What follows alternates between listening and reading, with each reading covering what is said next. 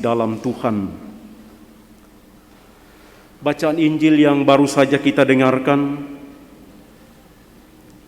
termasuk salah satu kisah yang menarik dari Injil Markus.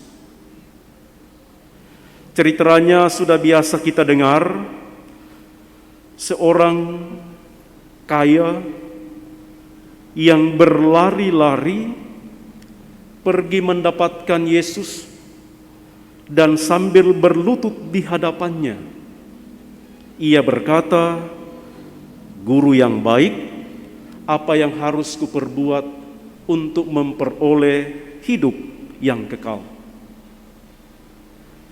Pertanyaan ini, ibu bapak saudara-saudari, tidak langsung dijawab oleh Yesus.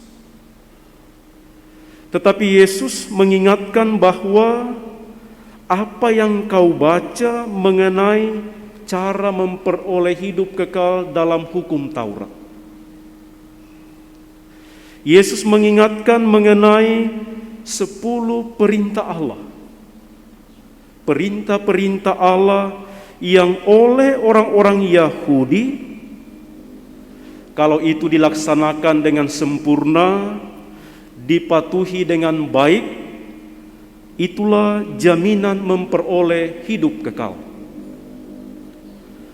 Dan orang yang datang menghadap Yesus itu dikatakan, "Saya sudah lakukan semuanya itu sejak masa muda." Dan kemudian akhirnya kita mendengar bahwa orang yang datang kepada Yesus bertanya mengenai apa yang akan kuperbuat supaya masuk dalam hidup kekal. Ia pulang dengan kecewa. Bapak, Ibu, saudara-saudari sekalian, orang yang datang bertanya itu pulang dengan kecewa karena rupa-rupanya apa yang selama ini dia andalkan, mantap dalam pelaksanaan hukum Taurat, mempunyai banyak kekayaan, pasti juga orang ini termasuk yang pandai, pintar. Dan juga ia merasa mampu melakukan segala-galanya. Karena itu ia berkata, "Apa yang harus kuperbuat?" Ia selalu menilai kemampuan yang ada pada dirinya. Ia selalu menganggap bahwa hidup kekal dia bisa peroleh dengan kemampuannya. Ia merasa karena sudah setia dalam beribadat, juga mempunyai banyak kekayaan, sehingga ia menganggap apapun tuntutan untuk memperoleh kerajaan Allah, ia bisa penuhi. Tetapi ternyata Bapak, Ibu, saudara-saudari, karena orang ini melekat pada kekayaannya, melekat pada kemampuannya, melekat pada kekuatan dirinya, sehingga ia merasa kalau ia lepaskan itu, ia tidak mungkin memperoleh hidup kekal. Karena itu kita mendengar tadi sangat jelas ketika Yesus mengatakan, "Jualah segala milikmu dan berikanlah itu kepada orang miskin. Lalu datanglah kemari dan ikutilah aku." Tuntutan Yesus untuk melepaskan segala sesuatu yang diandalkan, itulah syarat untuk masuk dalam hidup kekal. Melepaskan segala-galanya untuk mengikuti Yesus. Melepaskan segala-galanya lalu kemudian hanya mengandalkan Allah. Kita ingat bacaan Injil minggu lalu mengenai anak-anak kecil yang justru cara itulah yang terbesar di dalam kerajaan surga. Maka kita belajar dari bacaan Injil ini, saudara-saudari terkasih, untuk menyadari bahwa hidup kekal yang kita rindukan sebuah anugerah. Hidup kekal yang kita cita-citakan itu adalah anugerah dari Allah.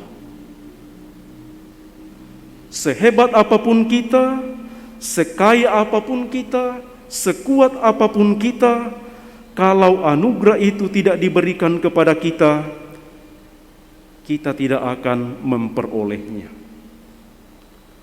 Karena itulah, kalau kita menyadari sebagai anugerah dari Allah, kita diminta seperti dalam bacaan pertama,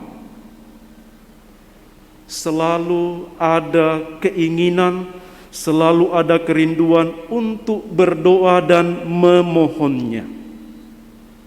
Berdoa dan memohonnya kepada Tuhan supaya anugerah itu diberikan kepada kita.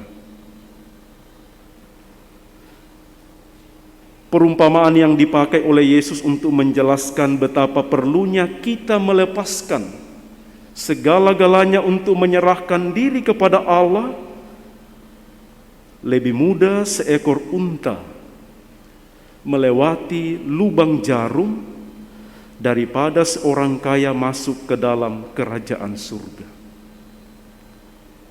Artinya, saudara-saudari sekalian, apa yang menghalangi kita, apa yang merintangi kita untuk melewati lubang yang sempit itu, kita lepaskan untuk memperoleh hidup kekal.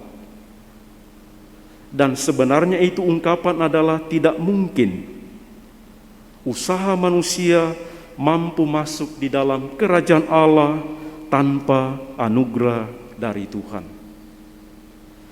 Dan karena itulah Yesus mengatakan, bagi manusia tidak mungkin. Bagi manusia adalah mustahil. Tetapi bagi Allah segala sesuatu adalah mungkin. Maka mari kita mempersembahkan seluruh hidup kita kepada Allah yang memungkinkan segala-galanya bisa terjadi. Mari kita membiarkan diri kita diberkati oleh Allah dan tidak mengandalkan kemampuan, kekuatan diri sendiri. Tetapi kita ingin melepaskannya itu dan mempersembahkan diri kita hanya kepada Allah yang membuat segala-galanya mungkin terjadi. Semoga demikian.